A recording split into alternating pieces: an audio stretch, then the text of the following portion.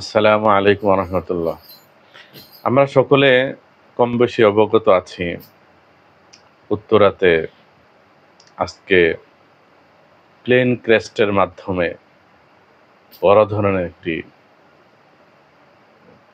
দুর্ঘটনা ঘটে গেল, যার মধ্য দিয়ে অনেকগুলো প্রাণ আমরা হারিয়েছি। যাদের জীবন চলে গেছে তারা তো আর কোনোদিন ফিরে আসবে না। আল্লাহ রাব্বুল আলামিন তাদেরকে জান্নাতুল ফিরদাউস নসিব করুন এবং শাহাদাতের মর্যাদা দান করুন। তাদের আত্মীয়-স্বজন, বাবা-মা, ফ্যামিলি, আল্লাহ রাব্বুল আলামিন তাদেরকে যেন সবরে জামিল দান করেন এবং উত্তম প্রতিদান দান করেন।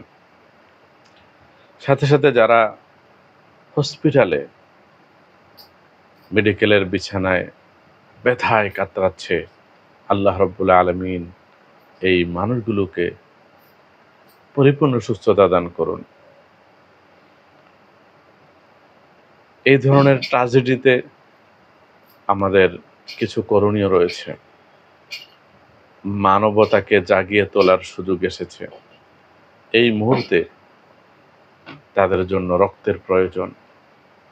আপনারা যে যেখানে আছেন রক্ত দিন, মানবতাকে জাগ্রত করুন। আপনি রক্ত দিবেন, এতে আপনার দেহের কোনো ক্ষতি হবে না। কারণ মেডিকেল সায়েন্স বিজ্ঞানীরা বলেন যে মানব দেহের প্রতিটি সেল, প্রতিটি অঙ্গ প্রত্যঙ্গ 7 বছর অন্তর পরিবর্তন হয়, নবায়ন হয়, একমাত্র মস্তিষ্ক ছাড়া।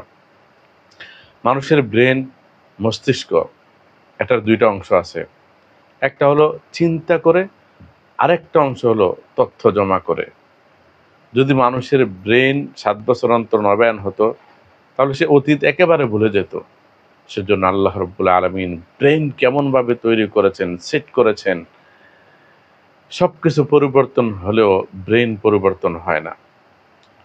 এমনকি বিজ্ঞানীরা বলে থাকেন যে আমাদের দেহের হাড্ডি, মাংস, রক্ত যা কিছু আছে 7 বছরের ভিতরে সব নবায়ন হয়, নতুন করে হয়।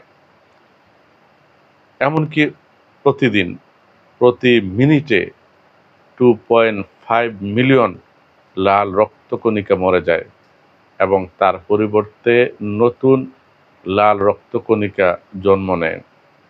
তাহলে বোঝা গেল প্রতিদিন আমাদের দেহ থেকে রক্ত মরে যাচ্ছে, কোনো না কোনোভাবে রক্ত ক্ষয় হয়ে যাচ্ছে, আবার নতুন করে রক্ত জমা হচ্ছে। তাহলে ওই রক্ত যদি আমরা ক্ষয় না করে এটা যদি আমরা কাউকে দান করে দেই, তাহলে আমাদের শরীর ঠিক থাকলো, নতুন করে রক্ত এসে আবার জমা হলো, সাথে সাথে একজনের জীবন বেঁচে গেল। আল্লাহ রাব্বুল আলামিন আমাদেরকে এই মুহূর্তে যার যার জায়গা থেকে রক্ত প্রদান করে মানবতার কল্যাণে এগিয়ে আসার তৌফিক দান করুন।